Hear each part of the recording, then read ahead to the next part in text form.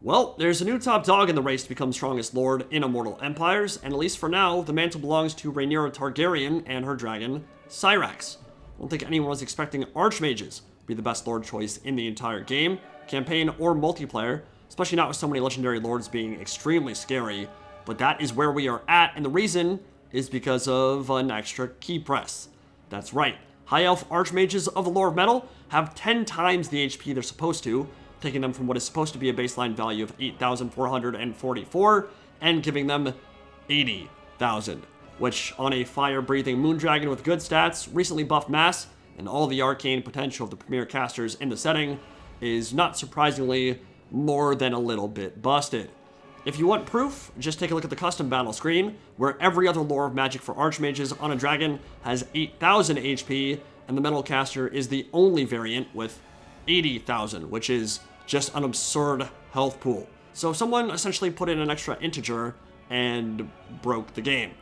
This carries over to the campaign as well, which should benefit Teclis and the Order of Lore Masters dramatically, because he has a ton of ways to improve casters, and Archmages in his employ are recruited at level 6 base. As soon as they reach level 22, they'll be able to solo entire armies by themselves.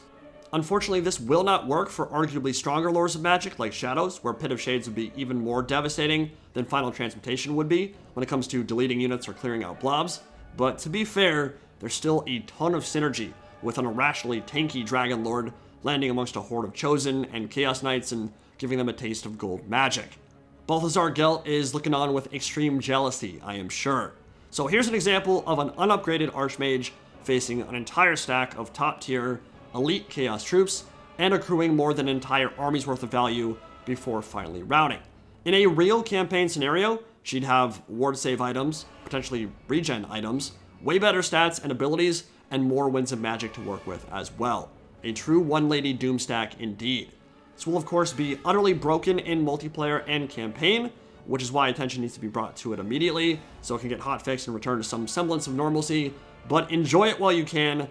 High Elf Archmage of the Lore of Metal is the new world beater, and at least for now, the strongest, most terrifying lord in the entire trilogy.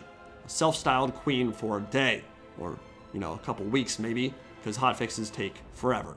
A big thanks to Dom Plays for pointing out this bug, or mistake, however you want to call it, and link to his channel will be in the pinned comment and description below.